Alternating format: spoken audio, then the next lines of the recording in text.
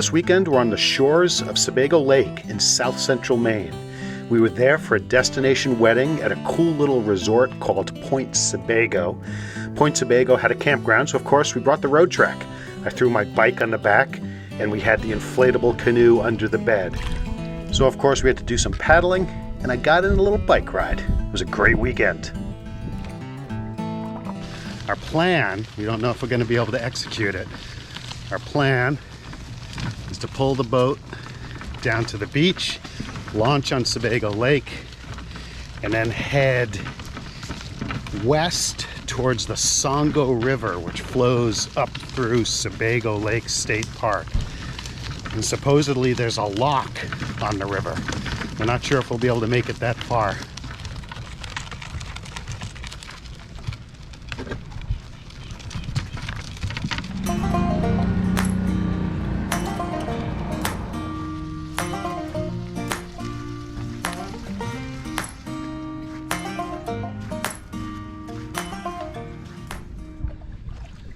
We're staying at the Sebago Point Resort. There's camping here. There's a whole bunch of cabins, and this is where the wedding is that we're going to be enjoying tomorrow. Check this beach out. We're in this cove. We're on the northern tip of Sebago Lake, and we're just camping just right next to this beach, so we're able to just roll the boat right down. It's just a great spot. Hope we can make it to the Songo River.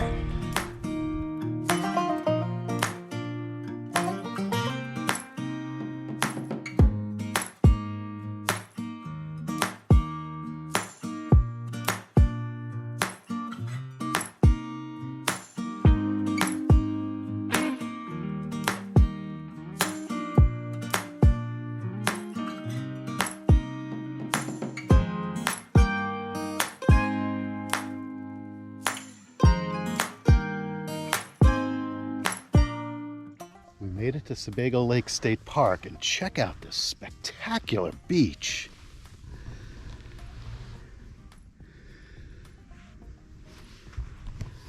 And up here, this must be a day use area. It's loaded with picnic tables and grills. What a spot.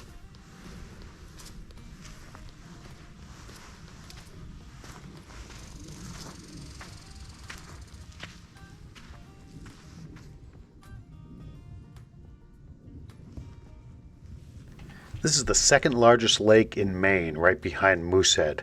Look at how calm it is. Couldn't have expected anything better.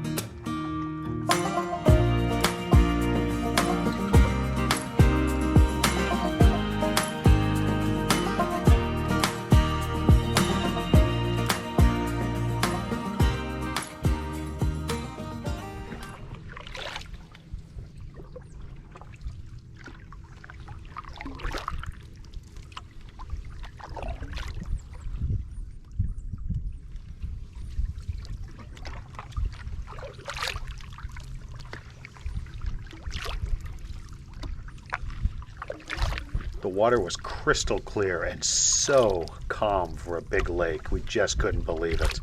And it was warm for the second weekend of October. What a spectacular day to be paddling. like a lone burst of color. I know, I love it. In the sand below the boat, there were lots of clams, and I wish I could have caught it on camera. I couldn't. I tried sticking the camera underwater, just didn't pick it up. But these clams were moving around through the sand, so there's all kinds of trails through the sand, all kinds of designs. It was really cool.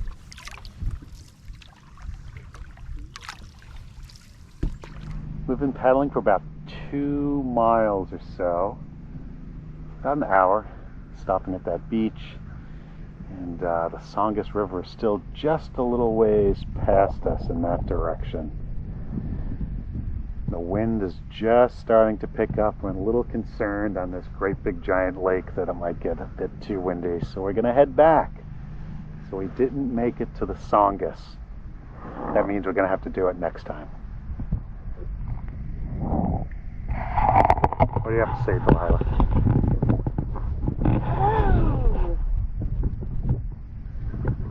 It's a beautiful day.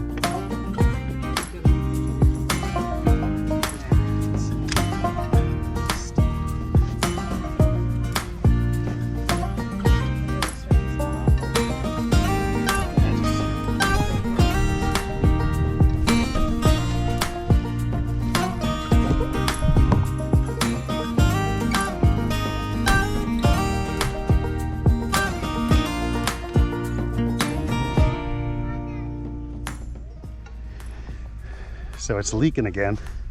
If you watch some of my earlier videos, you saw I had a leak and I got it fixed. It seems to have been short-lived. Check out all the water in here. It's a lot of water.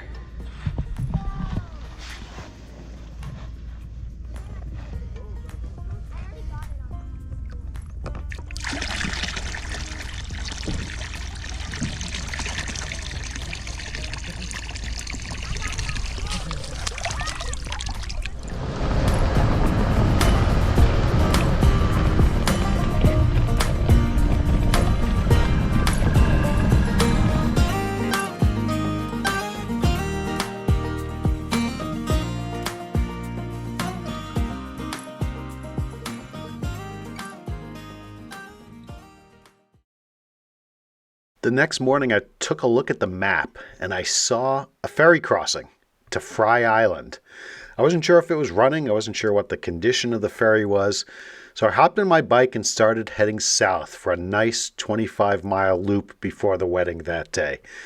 To my surprise, there was a ferry. It was waiting for me. I popped on, paid them my exorbitant $15, and had a nice little ride around some gravel roads around Fry Island. It was definitely worth it. I mean, how much fun is it to hop on a ferry when you're on a bike ride? And there's a great 7-mile gravel loop around here. And just take a look at it. Here it is, beginning of October. Whew! It's probably close to 60 now. Sun is out, colors are turning. It's just spectacular.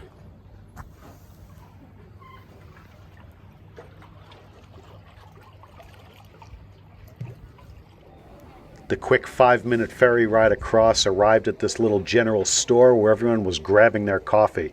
As far as I could see, it was the only commercial business on the island. The ferry operator told me that the island shuts down on November 3rd. The water for all of the homes is pumped out of the lake and they actually drain the island. They open up the valves and they drain all the houses for winter.